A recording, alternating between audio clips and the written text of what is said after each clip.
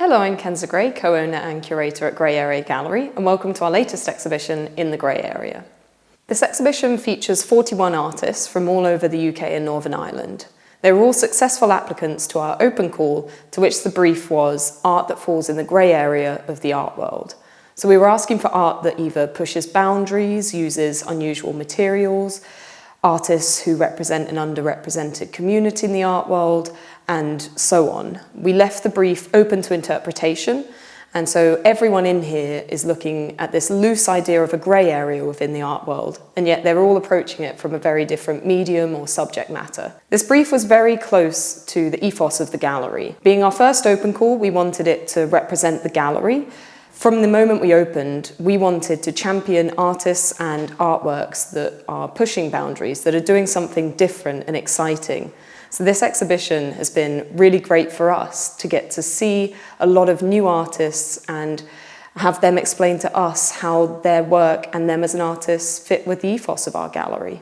We've been open a year and a half now, and at the gallery we represent artists, we work with other artists on consignment, we work closely with clients to invest in the secondary art market but also in the primary art market, and this is our 12th exhibition in this space, and I'm excited to walk you through it.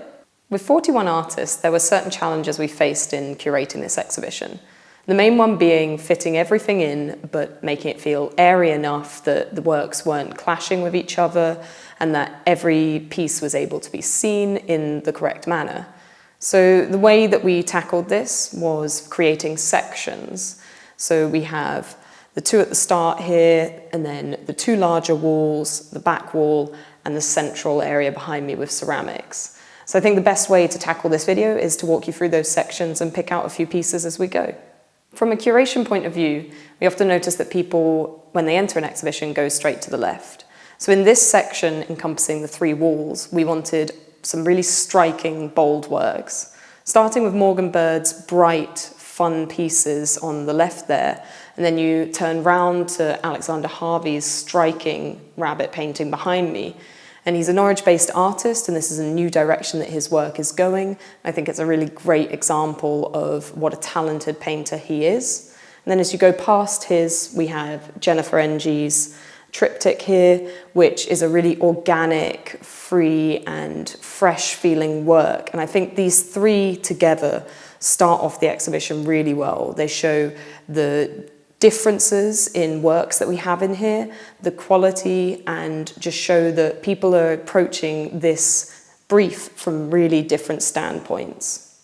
So as you continue around the exhibition, this first salon-style wall behind me, we grouped a few works together that had a similar theme. This wall is all artists who are looking at overlooked and underrepresented voices and stories. We've picked out a selection which are all different mediums and different subject matters but have this loose tie. One of the fun parts of curating this exhibition was being able to mix the mediums and materials together that the artists are working with. So on the wall behind me we have photography, including the enticing portrait work by Kerry Curl and the suburban scenes of Innes Henry. We also feature paintings on this wall. One striking work in particular is I'll Look for You in Others, which is the dog painting by Harriet Atkinson. It's a really striking, bright and eerie painting in which I think a lot of people have been drawn into due to this separation between the title, which is very soft and emotional, whereas the painting itself shows this very violent scene in which there's a lot of dynamism and energy. We also feature a lot of prints on this wall, two of which here are by queer artists from Norwich, and they are both looking at identities and this emotive side to telling a story that many people are trying to represent in art, and it's how do you navigate those identities and people's personal experiences. Rachel Collier-Wilson's etching, I Am Platypus, has been a crowd favourite over this exhibition. Firstly, for I think its fun and playful nature, but once you think about the meaning behind the work, i.e. featuring this platypus, which is an animal that doesn't fit in any definition, really fits this brief of the grey area, but also this understanding of identity and where do we fit in society and where do we fit in our communities. Also on the wall, we are featuring a lot of female artists and female creatives, one of which is Heather Guthrie, whose work is very technically strong. It has this beautiful fluidity to the printmaking, but again, this composition that creates a jarring corner and yet a really soft circle, which again in this red vibrancy draws us in and contrasts the black and white with this pop of vibrancy. Along the back wall, we feature a few more striking works, a couple of which are by Frank Boyce, who's a Northern Irish-based artist. His pieces are playing with this idea of technology within art. For me, it's this idea of a glitch and jarring movements that from a distance are really blurry. And when you get up close, you can see the layering in which he's painting. I think these pieces are really captivating, and I think showing a real movement in art as a way of looking at this new technological world in which we're living. To the left of me, we feature Susanna Harder's large abstract piece, Held, and Kerry Wint's piece, Lot 138. These two, I thought, fell really beautifully together. They're both using very, I would say, autumnal colours, which are really warm and draw the viewer in. In Susanna's work, and I think a lot of you will realise it is insanely hard to paint abstract works in a way to have the right amount of contrast, the right amount of depth, but playing with these striking parts of white and bold lines. Susanna does all of this very beautifully. The movements just flow across the canvas very fluidly and yet very confidently. Another work that we found really striking was Dougal Ferguson's If You Love Me, You Will Find Out. This piece is clearly talking about queer narratives, but there is a real technical side of it that interests me in particular. I think the fact that the central part of the painting is actually void of any subject. The groin area and the flowers, which are the clear central aspect of the painting, is not actually in the centre. Instead, he's asking our eye to go around the space, drawn by the vibrant flowers to the sides, and to look at this piece as a really striking work that's making you question the narrative that's going on. Many applicants submitted works which used unusual or overlooked materials, so we've grouped a few of them together in the wall behind me. Noticeable works for ourselves were James Robert Morrison's piece, which he has drawn on cigarette papers. Technically, I mean, this is just a very impressive and quite patient way of working, but the piece itself, it has many layers to it. Depicting a gay couple on fag papers is a very moving and powerful medium in which to create, but also his drawing is just very technically beautiful. Another beautiful work on the wall is Later by Maya Leese. This is created with Jesmonite, and something that's really striking to me is the way in which it is a white piece of work, but the use of light and shadow creates these beautiful gradients across the swan's feathers and beaks and really creates a depth to the work. Some other noticeable pieces used collage. One in particular is Christina Aritz's work, which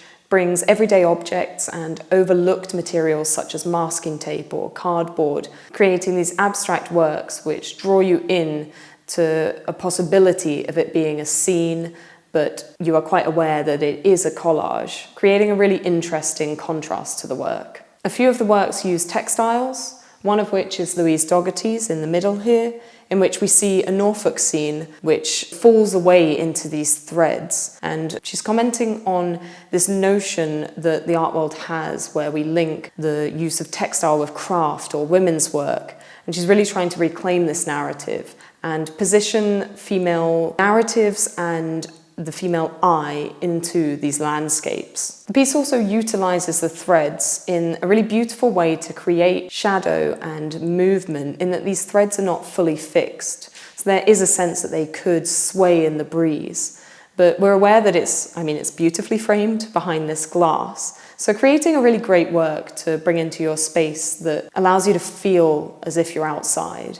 A work which has drawn a lot of attention on both the opening evening and the daytimes is Shauna Richardson's Ronald McDonald Ape, featured behind me here. I think at first people are drawn in by the humour that you first meet with it. It's a fun piece, it's bright, and it's of a character which we can all recognise. But upon further conversation with each visitor, We're drawing really interesting conversations about its ties to consumerism and societal gain, or the place in which textile is seen again as a woman's craft, and yet this is a really beautifully crafted work which is allowing people to draw all of these very socially engaged and political conversations. So it's a really clever and engaging work by Shauna, which draws you into this wall of unusual materials. As you move further around, we've featured Simon Wilde's painting Spellbound behind me. Again, at first what drew us into his application was the really fun nature of this work. We've had a lot of people compare the work to Salvador Dali, for example, as there's a sense of, it's a scene that we know, but there's a surreal sort of aspect in these figures as they melt away or elongate, and what are they doing in the scene as we see the magician at the top here? Is this person riding a horse? Or it really draws you in to try and unpack the scene in front of you. His work is really fun and bright and is drawing on his time in the 80s, in which he lived in New York and worked in the art world, but also was an assistant to quite a famous street artist at the time. And I think we see these narratives playing out in his work. It's a really well executed work, and I think his painterly quality is really defining for him, creating this strong work which is drawing a lot of people in. In the center of the room, we featured the majority of our ceramics. I think it creates a really beautiful island in which people can see these works from all directions and all angles, as naturally with ceramics, there is no one focal point.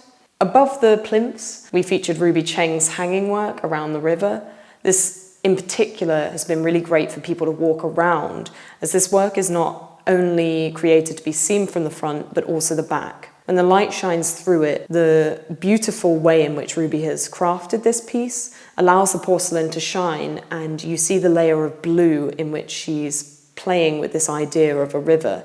It really illuminates from the other side, so to be able to see it from all angles was really important.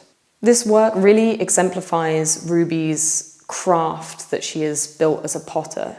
I mean, working with porcelain in general, it's a very fine and hard material to work with, and she's created this insanely fine work in which the people are featured at the front here, and the underglaze and stoneware glazes that she's used to create this luminosity that I've mentioned from the other side. It really shows her technical ability in pottery. On the plinths, a couple of the works that are stand out for myself in particular are Jenny Kimbley's Ever After Vessel 1 and 2. I'm particularly a lover of destructive pottery, and these pieces really enable that ethos that pottery is not intended necessarily to be perfect for everyone.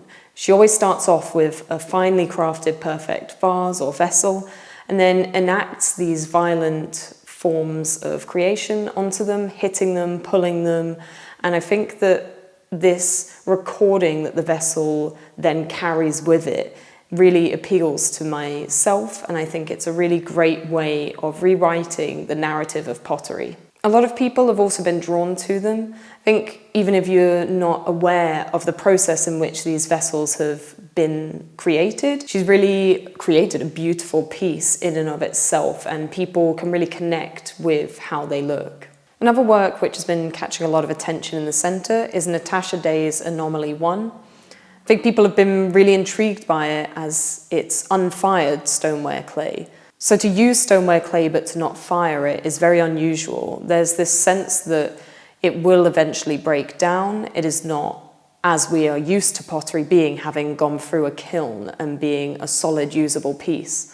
So it's really interesting to include this work and show the different ways again in which pottery can be created.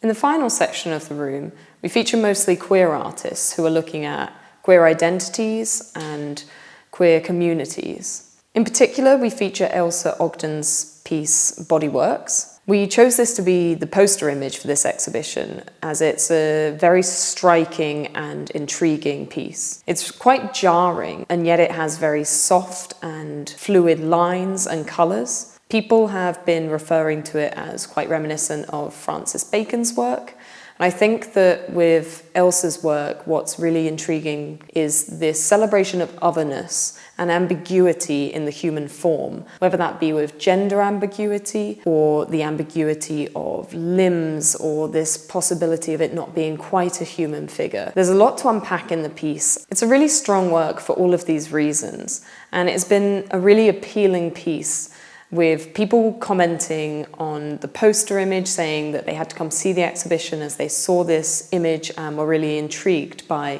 the artist and what the meaning behind it was. Two of the other works which are drawing a lot of attention are Paul Bommer's plaques, which are based on traditional Delftware pieces, so you'll notice the blue and white tiles, in these really beautiful frames which accentuate the work as not just a tile or a ceramic piece, but an artwork which can be hung on your wall. People have been really drawn to them for their cheeky and fun nature.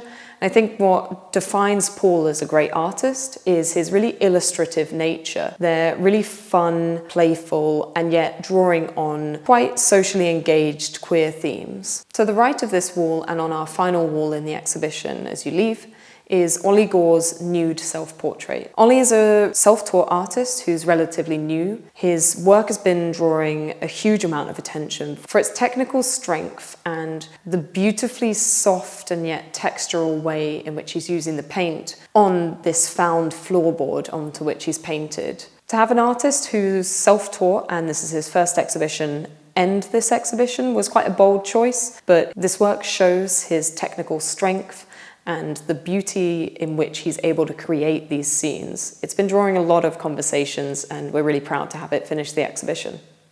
We're now closing the doors on In the Grey Area. It's been a really well-received exhibition, and it's been a great opportunity for myself and Marie to get to know lots of new artists, to get some new voices and mediums into the gallery. Thank you to all of the artists who applied and everyone in the room who was successful. It's been a really beautiful exhibition, and everyone should be proud of the work that they've achieved. If any of the works or artists caught your attention, you can give us a call or email us, and we'll happily provide you more information or further images of the pieces. Thank you for watching, and we'll see you next time.